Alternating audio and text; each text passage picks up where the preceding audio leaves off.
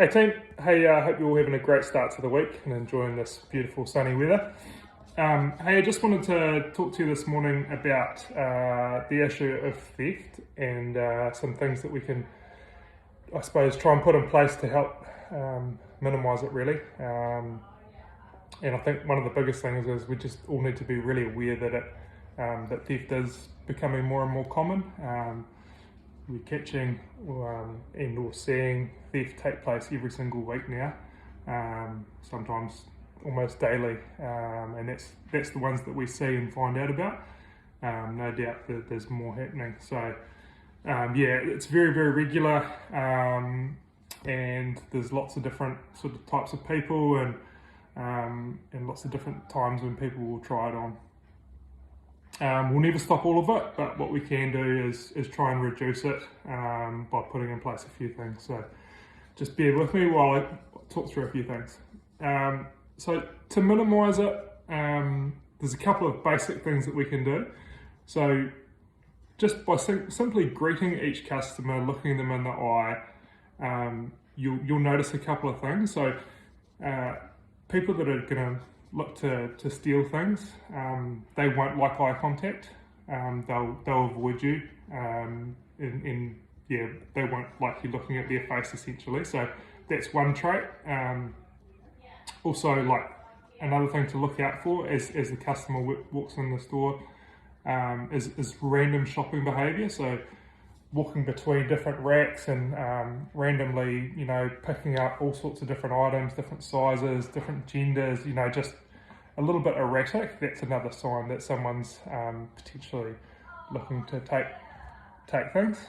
And then the other one that we're noticing a lot in the thefts that do take place is face coverings like masks, buffs, sunglasses, big hats, beanies, and hoodies on. Yeah, obviously to try and cover up their face so they're not as recognisable.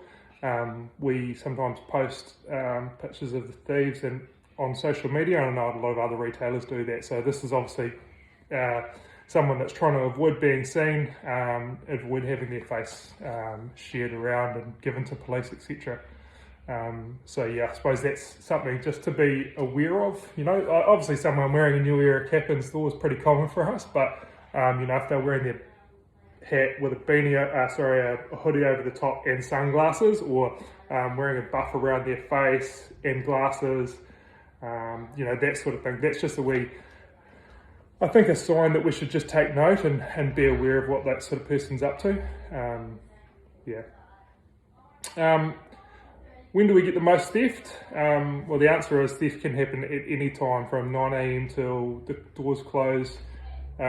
Sometimes it happens early on in the day, sometimes it happens right at the end, sometimes it happens most commonly in the middle of the day when we're most busy, generally, or on weekends especially when we are at our busiest, holiday periods, sale periods, all times when we're probably at our busiest and staff are occupied with stuff. So yeah, at our busiest is probably the most vulnerable for us. Types of thieves to look for. Yeah, well, as I say, they come in different shapes and sizes, but meth and drug addicts are reasonably common. Often work in twos and threes, using distraction techniques like spreading around the store, getting a staff member to go and find them a pair of shoes, or looking at a style on the wall that has a missing size and asking the staff member to go and find that missing size.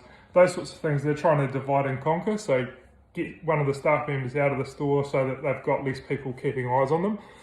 Is a real common tactic for those, more experienced thieves, and obviously meth/drug addicts are usually pretty experienced. They've got an expensive habit that they need to feed. The other one is teenagers coming in, often work in groups as well, just with like a pack of their mates, likely to do a grab and run. Usually it's pretty obvious that, they might be a little bit nervous, looking around, looking for people watching them. They're still developing their skills, and again, they don't really like attention. So giving those sorts of people some attention is often all that's required, and I think that's probably our biggest tactic. And the other type of people is just normal people. Normal people steal, but they don't like being seen and they don't like being caught.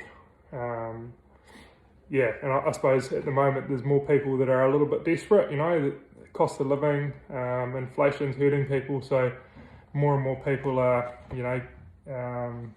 taking things sadly for a Christmas present or a birthday present, that sort of thing.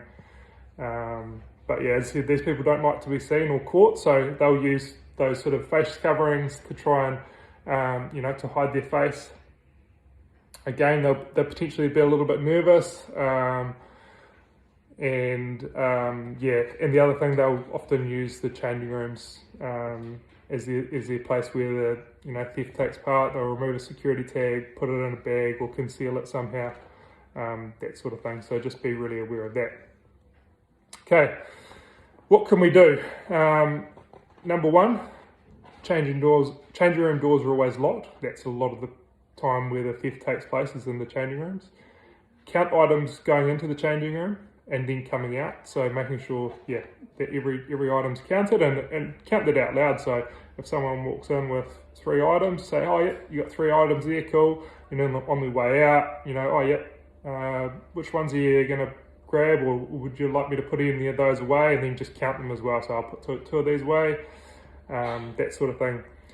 And often, so if you notice at that point that there is a missing item, say for example it was a yellow t-shirt, you could say, hey, would you like me to put that yellow t-shirt away, and just confront it like that, rather than saying, hey, where's the yellow t-shirt? You say, yeah, would you like to purchase that yellow t-shirt, or would you like to me to put that yellow t-shirt away? It's probably just an easier way of confronting that question. Moving on.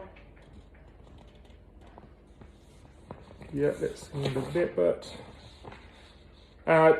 So once you've dealt with the clothing coming out and the person coming out, check the changing room for remove tags. I think that's a good thing to do, is to regularly just check the changing rooms for tags that may have been removed. So people will remove them and hide them in like the pot plants, or in other hiding places around the stores, on little shelves, or just somewhere where it's not easy to be seen. So just regularly sweeping those changing rooms and looking for those sorts of things. Also making sure when we put clothes back on the racks that we check pockets, because often, say the person's gone in with 4 items and they've left 1 item in the changing room, then they might have put those tags in the pockets. And the other thing is, obviously, if the customer tries to put the clothes away, that's another sign that potentially maybe they may have hidden something in the pockets or something. So just, that's the other thing, I suppose, is making sure we do put those items away ourselves. Obviously it's good customer service, as well as just another, I suppose, check.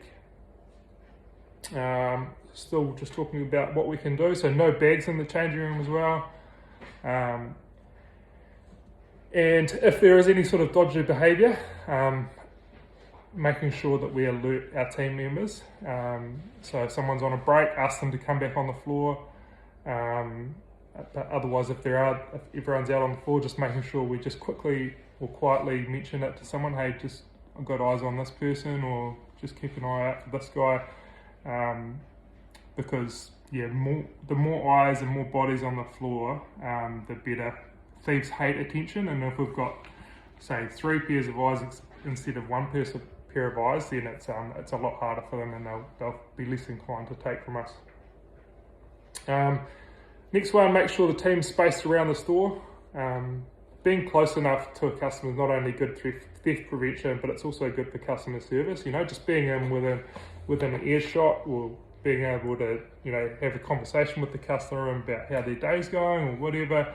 It's also obviously, as I say, great customer service and just a good vibe for the store, rather than if we've got three team members in behind the desk chatting amongst each other. That's not good service, but it's also they're not able to we're not able to keep eyes on everyone in the store. So yeah.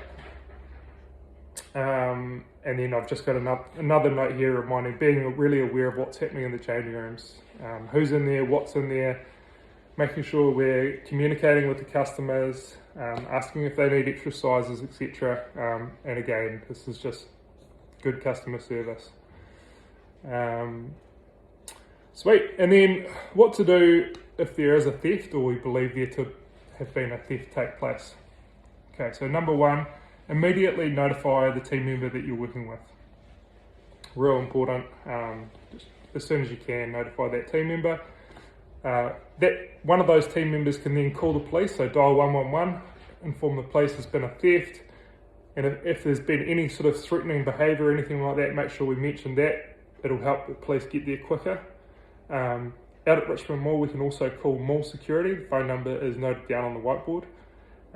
So really important that we take those steps, because one, obviously we can potentially get some support there, but two, we can help try and find the person, and three, it's just another, when we're notifying the police that another theft happened, and the more we notify them, the more they realise that there's a problem, and hopefully the more presence the police will have around our stores.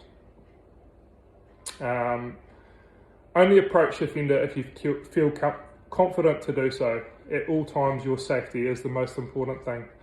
So that's just a bit of common sense. Like if you don't feel comfortable, if the person making the theft is quite intimidating, then please don't approach. Take those other steps. Call 111, notify your team member, and go about it that way. As I say, your safety is the most important thing. The next step is to call either myself or Jenna, me first and then Jenna second, because we want to do something about it, so we want to try and see if we can catch these guys. And the last point is to log the information into new logbooks that we're going to create. We're going to keep all this information in there, and we're also going to track and note down any thefts that do happen, so we can see if we can find out any hot points or any times that we need to be taking more precaution or have more staff members. Sweet, so that's all I've got. Team, it's obviously, it's a big problem around the country. We're seeing it sort of come down from the North Island. Been a lot of undesirable sort of stuff happening, ram raids, thefts, burglaries, all sorts of stuff, and it's definitely coming into our region as well. It's always happened, but it's definitely gotten a heck of a lot worse over the last few months to year. And we sort of estimate that it could be up to $100,000 or over $100,000 worth of product each year that's getting stolen. So it's a big thing for us, and something that we want to really try and minimise. As I say, we're never going to stop all of it, but if we can reduce it, then we're making a difference. So thanks very much for listening. Appreciate all your efforts, and I know that everyone that works for us does try their best. I think the biggest thing is we can just try and make people aware of some of the techniques and ways in which we can help. As I say, reduce it. So thanks for listening, team, and we'll see you all soon. Cheers.